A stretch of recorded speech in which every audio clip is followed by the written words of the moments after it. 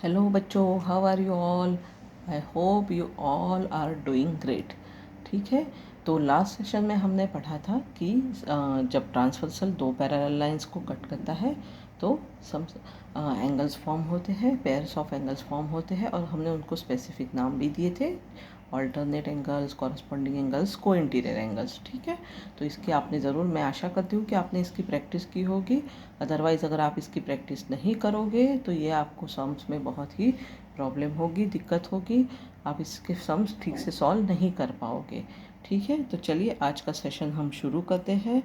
Angles made by transversals and two parallel lines.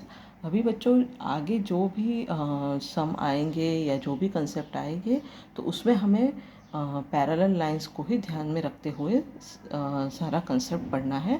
जैसे पहले हमने देखा था कि पैरेलल लाइंस और जो पैरेलल लाइंस नहीं अनपैरेलल है उनको वो भी हम देख रहे थे, बट अब सिर्फ पैरेलल लाइंस को लेके ही हमको आगे चलना है। तो चलिए शुरू करते हैं आज का हमारा सेशन। तो अभी से मैं आके दो पैरेलल लाइंस ही इस तरह से बनाऊंगी और आज हम सिर्फ स्पेसिफिक ऑल्टरनेट इंटीरियर एंगल्स के बारे में ही पढ़ने वाले हैं। ऑल्टरनेट एंगल्स दो तरह के होते हैं, ऑल्टरनेट इंटीरियर और ऑल्टरनेट एक्सटीरियर, जो हमने लास्ट सेशन में पढ़ा। अगर आपको वो कंसेप्ट क्लियर नहीं हुआ हो तो आप डेफिनेटली प्रीवियस वीडियो फिर से देखिए और उसकी प्रैक्टिस कीजिए। पर अभी हम देखेंगे ऑल्टरनेट इंटीरियर एंगल्स, क्योंकि ये ज़्यादा ही आपको काम आने वाले हैं आगे के सम में। तो ये हो गई हमारी दो लाइन एल एंड एम। ये एक हमने बना लिया ट्रांसवर्सल। आप कहोगे मैडम हमेशा ट्रांसवर्सल को टी ही लेबल करती है, बट ये आपको थोड़ा इजी हो जाए इसलिए एल एम और टी।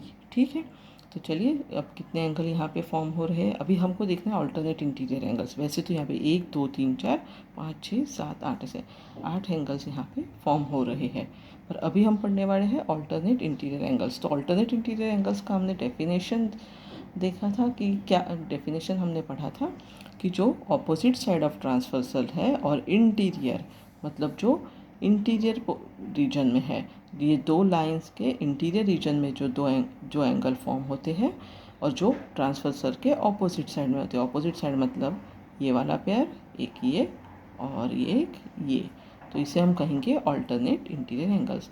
तो इसे हम लेबल कर लेते हैं x y and a and b. ठीक है, तो कौन से हुए alternate interior angles? X and y and a and b, transversal के ऑपोजिट साइड एंड दो लाइंस के इंटीरियर पोर्शन में। तो ये हो गए ऑल्टरनेट इंटीरियर एंगल्स। अभी इसको आपने देखा होगा बच्चों कि ये जब एंगल फॉर्म होते हैं तो हमेशा आपको याद रखना है कि ये जेड की तरह लेटर, जो जेड लेटर होता है उसी की तरह उसी में फॉर्म होते हैं। देखिए ऐसे या तो ऐसे ये रहे तो जब भी आपको लाइंस आए आपको इस तरह से दो लाइंस में देखना है कि जेड कहाँ पे आ रहा है। ये तो हो गए दो हॉरिजॉन्टल लाइन। ठीक है, अब सपोज कोई सम आपको आ रहा है वर्टिकल लाइन का, इस तरह से अगर कोई आ रहा है, ऐसे भी सम आते हैं, तो इसमें आप कैसे फाइंड आउट करोगे? तो इसमें इस तरह से, मतलब आपको जेड को टेढ़ा मेढ़ा उल्टा सीधा सब तरह से कर लेना है। इस तरह से सपोज ये ट्रांसवर्सल इस तरह से है, तो कितने आपको अगर ऑल्टरनेट एंगल्स फाइंड करना हो आप उसको कैसे उस सम में फाइंड आउट करेंगे? तो ये जेड वाला जो शेप आता है इस तरह से और ये इस तरह से, तो इनके जैसे रूट में जो होते हैं ये है हमारे ऑल्टरनेट इंटीरियर एंगल्स। पता चला? समझ में आया? ये जो जेड है इसके जो रूट में है वो ऑल्टरनेट इंटीरियर एंगल्स। तो जब भी आपको इस तरह से कोई भी सम सॉल्व करना है, देखिए मैं आपको फॉर एग्जांपल एक ये वाला, देन एक ऐसे, तो ये जो जेड बना देखिए,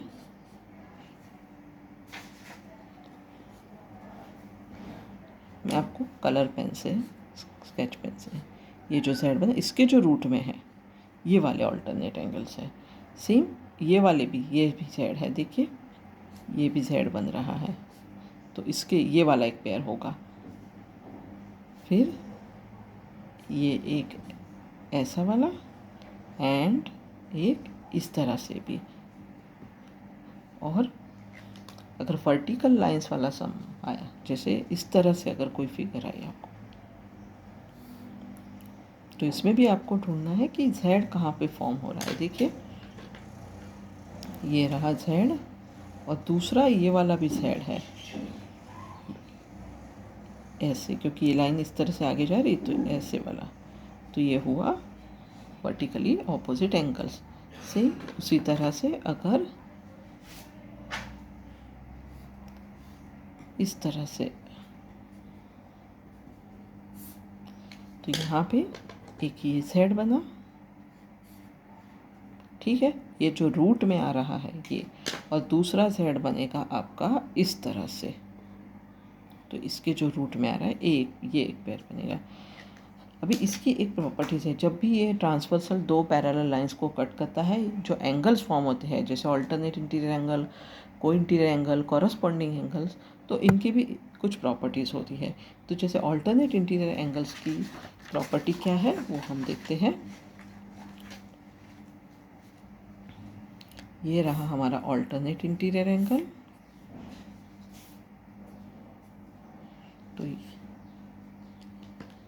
तो ये जो ऑल्टरनेट इंटीरियर एंगल्स की पेयर होती है, दो पेयर बनी यहाँ पे, ये हमने नाम दिया x, y, और ये हम दे देते हैं a एंड b। तो यहाँ पर x is equal to always y and a is equal to b। ये इसकी प्रॉपर्टी है कि ऑल्टरनेट, जब if a transversal intersect two parallel lines then angles in a pair of alternate angles are always equal, x is equal to y and a is equal to b। तो ये जो z आपका बनेगा, इसमें ये जो दो एंगल रहेंगे ये हमेशा इक्वल रहेंगे, इतना याद रखना। ऐसा z बने, उल्टा z बनो, या तो सीधा z बनाओ, कोई भी z, इस तरह से। तो क्या होगा कि if a transversal intersect two parallel lines then angles in a pair of alternate angles are always equal.